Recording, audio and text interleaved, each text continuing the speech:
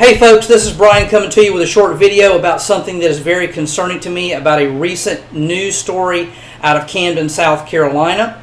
A young man strangled his elderly family member over a dispute.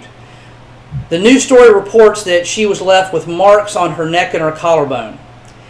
He was charged with assault and battery and kidnapping. Kidnapping is a felony. I don't know what level of assault he was charged. Here's the issue. He should have been charged with attempted murder, and here's why. She used a knife to defend her life in the belief that she would suffer great bodily injury or death. A quick question for you is, if somebody was strangling you, would you have the right to use lethal force to defend yourself? And the answer is yes, and that's what she did. This man should have been charged with attempted murder, not assault and battery. That is a problem here in South Carolina because often these cases are not charged to the level that they should for the seriousness of the injuries that could have occurred. Another problem in South Carolina is that we are the last state in the country to have a specifically defined strangulation law and specifically defining strangulation. But that's exactly what occurred to her.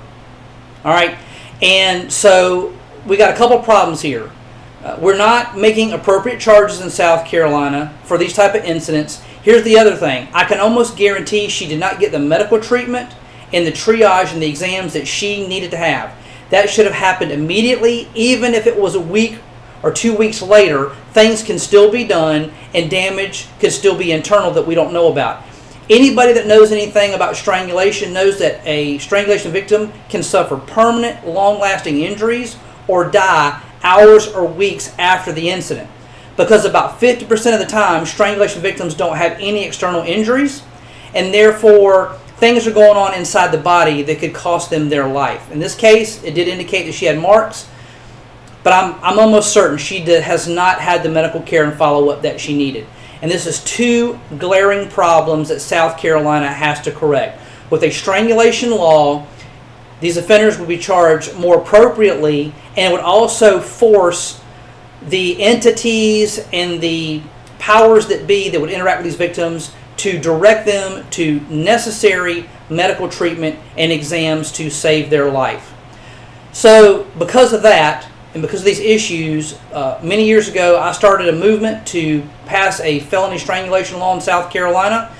It has been slow going. It hasn't gotten a lot of attention. But if you want to keep track on our efforts for myself and other people that are partnering with me, then go to my Facebook group page, Strangulation Law for SC, and follow updates there and news stories like this. But this is concerning for me. It should be concerning for you, and it should be concerning for all of South Carolinians who may be faced with a situation like this, have a family member that may go through this. This gentleman should have been charged with attempted murder. All right, so thank you for your attention. Follow and share. We'll talk to you later.